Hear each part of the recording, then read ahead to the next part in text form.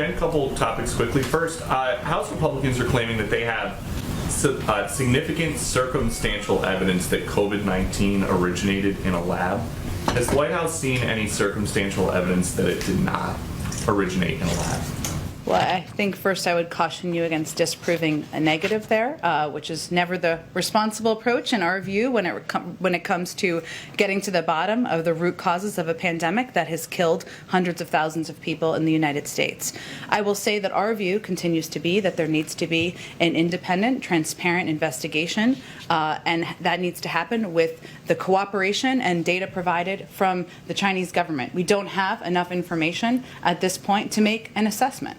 And part of the reason some of these lawmakers say that is because China is not cooperating right now. At what point would President Biden call President Xi and say we've got 587,883 dead Americans? We're just trying to figure out if this happened, if COVID originated in one of your labs. Let us in.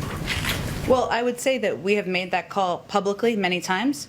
We have conveyed that privately, and we have certainly communicated that they were not transparent from the beginning. That's not acceptable. There's an opportunity now in the next stage of this effort for them to be transparent, to participate in an international investigation that can bring a conclusion to the origins and provide information that we, Republicans, Democrats, everyone in this country would love to have access to. On Nord Stream, I know that there's a lot of talk about Nord Stream and Keystone, and I'm just trying to help people understand it. Is there? Well, yes. President Biden blocked the Keystone XL pipeline here because he said it would undermine U.S. climate leadership and undercut our ability to urge other countries to take ambitious climate action. So how is he urging other countries to take ambitious climate action if he's letting other countries build Nord Stream 2? First, we're hardly letting any country or other countries build Nord Stream 2. When the president took office, 95% of this pipeline was built. We've continued to convey that we believe it's a bad idea, a bad plan, and we have also put in place and taken actions over the last several days to make that clear, in large part because our view is that it's a Russian geopolitical project that threatens European energy security and that of Ukraine and the East and Eastern flank NATO allies and partners. Hence, there's a geopolitical concern about this pipeline, and we've taken steps over the last several days to make that clear. So a lot of concerns, and it seemed like there was the ability by the U.S. government to sanction some officials to stop the project at like 95%, but you're not doing it.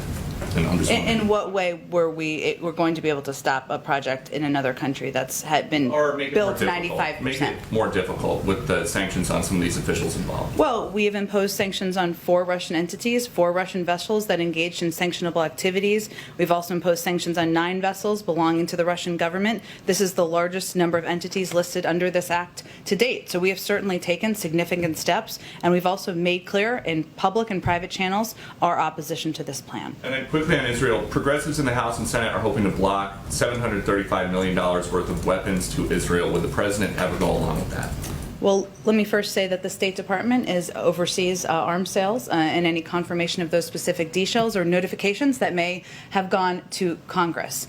So I would let them speak to that specific proposal you're asking about. I will say that we've had a long, abiding security and strategic relationship with Israel that has been certainly the case for decades. As a candidate, though, President Biden boasted that he was the only one in the race who had ever brought world leaders together to solve a major problem. There's a major problem in the Middle East right now, so why aren't the leaders and the people there benefiting from all of his foreign policy experience? Do you not count the 80 engagements we've had with countries around the world, including the president's call with the leader of Egypt, the 4 calls he's had with the Israeli prime minister, and the fact that there have been reports of a ceasefire, a movement toward a ceasefire? I would say, do you not count him telling Benjamin Netanyahu, who he says he's known for a long time, that he wanted that he expected a de-escalation by yesterday, and Netanyahu just ignoring him?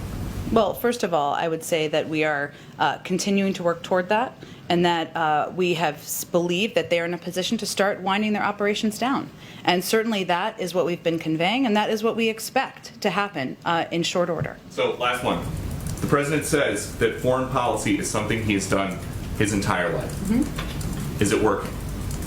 I would say that if you look at the fact that the global community believes that America is back, has a seat at the table, that we're going to continue to lead in the efforts to get the climate crisis under control, to lead in the efforts in engagement around the world, certainly bringing about an end to this conflict, but also moving toward diplomacy as it relates to North Korea, and moving toward a place where the United States returns to the place of being a leader in global forum, as we hope to be at NATO. I would say we're certainly working on changing the tide of the last 4 years. Go ahead.